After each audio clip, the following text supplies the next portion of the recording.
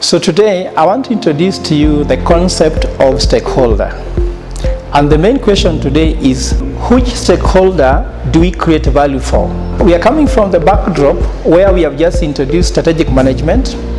We've formulated the strategy. Now we are moving into how to manage the strategy. This is through execution, but in today's session we are going to focus on how to deal with the stakeholders.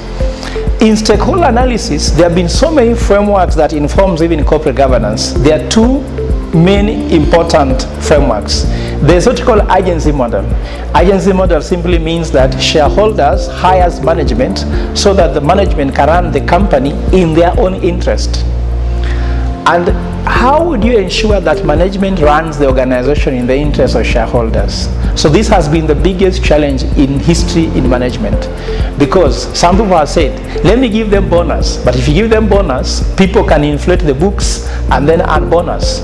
If you tell them you're going to give them shares, they can again inflate the books so that they can be able to use the bonus they get from the shares, sell the shares and make the company go bankrupt.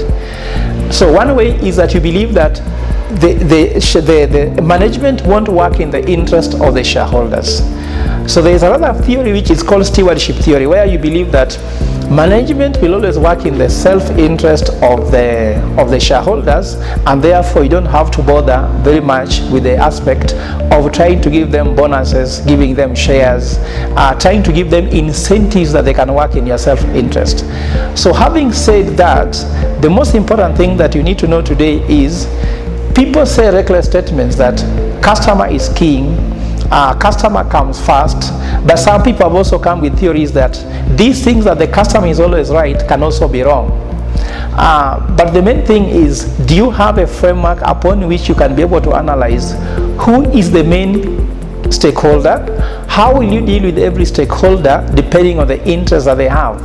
And today's model becomes very important when we finish the unit, the discussions today, where we shall give you a framework on how you need to know which stakeholder has power, which stakeholder has legitimacy, which stakeholder has agency. And if you draw this in a Venn diagram, you'll find that there is a point of convergence whereby there is a stakeholder that has power, agency and legitimacy. That stakeholder is so important that should actually define how you do business. We call that stakeholder definitive stakeholder. Sometimes this stakeholder can be KRA. Sometimes this stakeholder can be a customer. Sometimes this stakeholder can be employees. So it depends on the phase of organization where you are going. These teams continue moving and shifting. And in that regard, when you are managing a strategy, you have to know at what point do I deal with definitive stakeholder and how do I engage them. Definitive stakeholder for sure must participate in all decisions you make.